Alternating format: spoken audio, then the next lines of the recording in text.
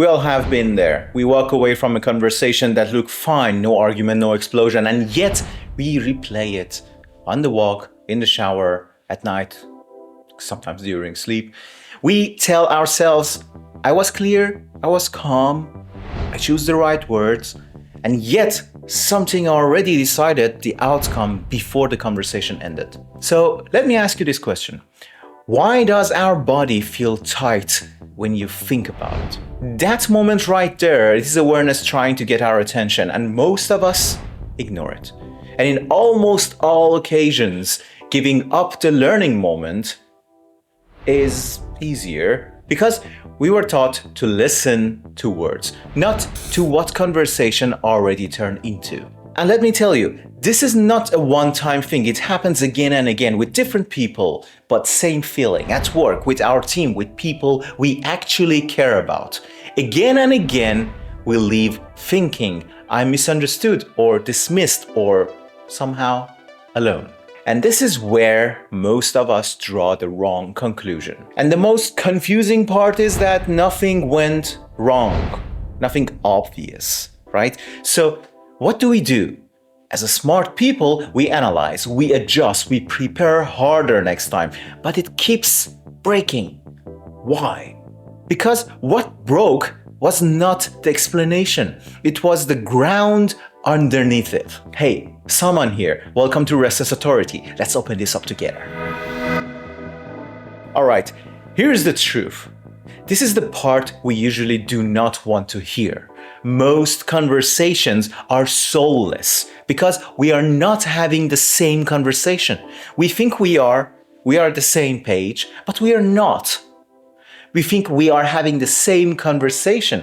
One of us thinking about the topic, the other one is reacting to what it means about them. And the more confident we are in our approach, the wider the gap becomes. This is why effort alone keeps failing. This is not about being bad at communication.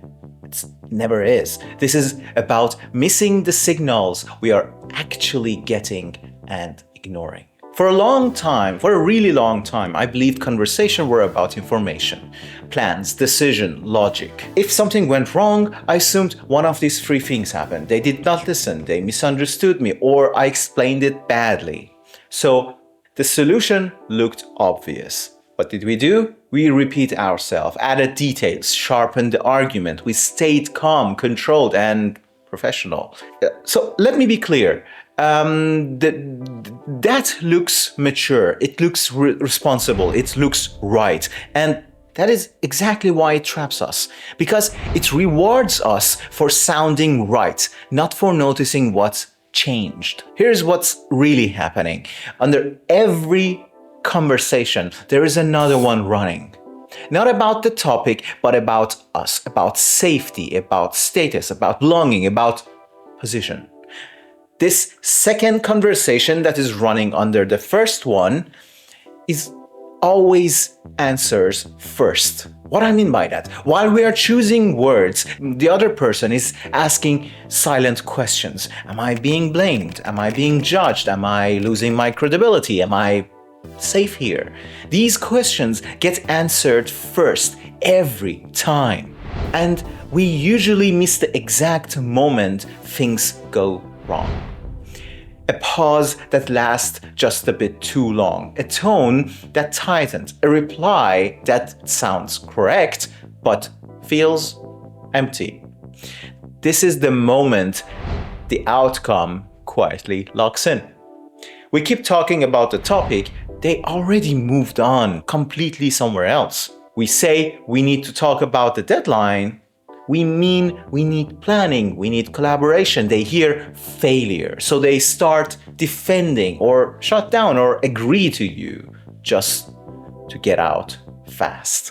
And later, resistance show up. Both sides confused, both sides frustrated. This is like talking strategy to someone who is already injured. Effort goes up, safety goes down. This is why it keeps repeating until we stop responding to tension with performance. This pattern will keep on going again and again, and it keep on happening again and again. Think about it. Think about one recent conversation that still feels unfinished. Not the loud one, those kind of conversation, we will talk about it in another video, but the polite one, the thing that was calm from your perspective, but at the same time you feel like it didn't land properly. Notice where we started managing ourselves, where we tried to sound reasonable, where we stayed composed instead of present. That is where the real game is played. So what changed for me and later for my clients was not better wording, it was stopping the performance. We spoke less, we waited longer, we allowed silence. Not as a technique, but as a decision. We stopped trying to steer the outcome and start noticing what's happening around the room, what's happening to that guy, the posture, the facial expression, the tightened body. Conversation slowed down. People said the things that they did not plan to say. They corrected themselves. This is important.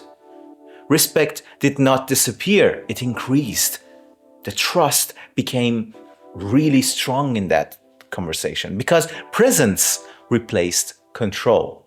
We stopped managing how we looked and became available for what was actually happening. That changed everything. If this is landing, if you recognize yourself in these moments, take 1 second, like the video for the algorithm to show this video to others like us, and subscribe for yourself so I can be there on your first page with all the others. Most conversations don't go south because we say the wrong thing. They fail because one of us protecting something and the other refuses to notice.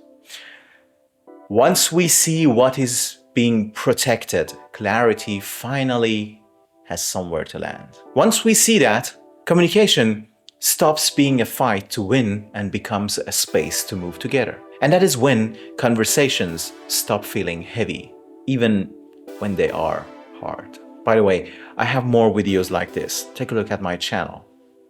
See you there.